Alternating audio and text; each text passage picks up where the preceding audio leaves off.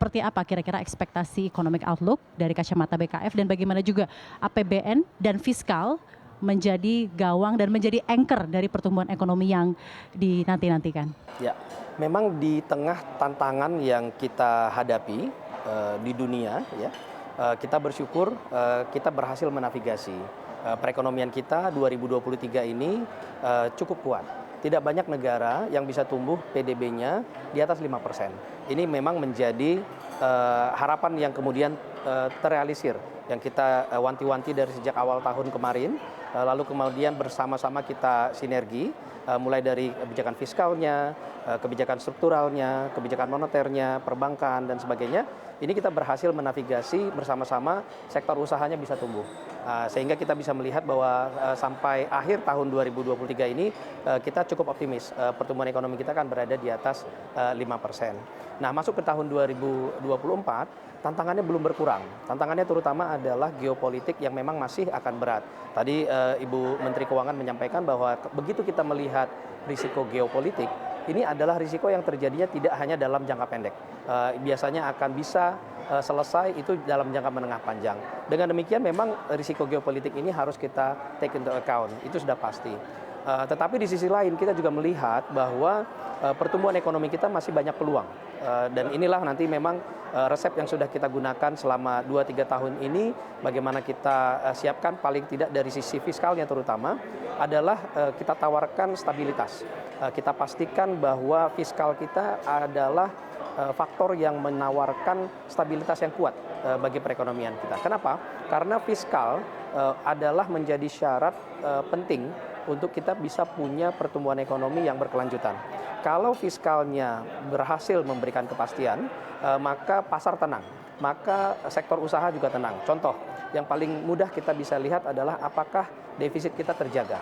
Dan kita sudah buktikan bahwa dalam 3 tahun terakhir ini konsolidasi fiskal kita kuat.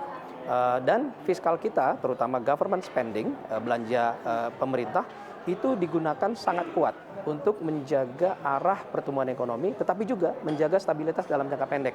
Contohnya misalnya kemarin 2022 harga minyak tinggi, kita jaga supaya kita tetap melakukan shock absorbing. 2023 kepastian masih tinggi, kita juga siap menavigasi supaya fiskalnya tetap fleksibel.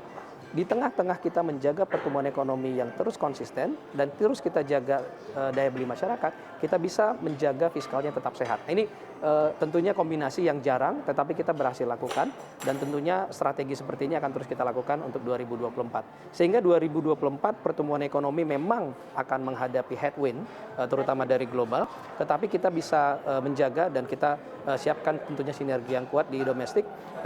Kita punya target 5,2 di pertumbuhan 2024 dan tampaknya kita akan bisa jaga itu bersama-sama. 5,2% di 2024 kita bisa jaga bersama-sama dengan kebijakan fiskal yang luar biasa tepat. Sedikit evaluasi Anda mengenai pencapaian fiskal di tahun ini dari segi penerimaan dan juga pengeluaran, karena juga seperti yang disampaikan dari segi defisit masih begitu terjaga. Silakan Pak Febri. Ya, tadi misalnya contohnya Bu Menteri Keuangan menyampaikan bahwa di tahun 2022 kemarin pertumbuhan penerimaan pajak itu 40%. Itu tinggi sekali. Sehingga kita punya tax ratio tahun lalu itu 10,39%. Dari basis yang sudah sangat tinggi tersebut, per hari ini data terakhir yang kita punya, pertumbuhan pajak kita masih di 7% year on year. Jadi itu menunjukkan resiliensi ekonomi kita sehingga kita bisa mendapatkan collection of tax yang cukup kuat juga. Nah, ini yang kemudian kita imbangi dengan belanja yang juga kuat. Kita akan nanti tunjukkan, nanti ada beberapa hari lagi sebelum kita tutup tahun 2023 ini, nanti akan kita tunjukkan bahwa belanja itu sangat kuat.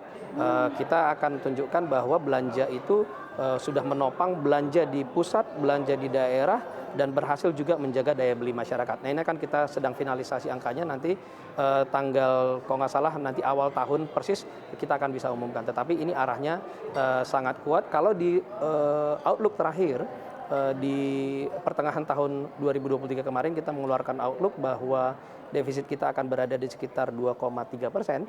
Ini arahnya akan lebih rendah daripada itu, jadi lebih sehat lagi, mungkin di sekitar 2%. Nah, ini yang kita melihat bahwa arah dari penerimaan yang kuat belanja juga kuat untuk menopang pertumbuhan ekonomi dan juga daya beli masyarakat. Ini prestasi yang akan terus kita pertahankan. Terima kasih Pak atas komitmennya untuk terus menjaga dan juga menggawangi kebijakan ini dari fiskal untuk pertumbuhan ekonomi Indonesia.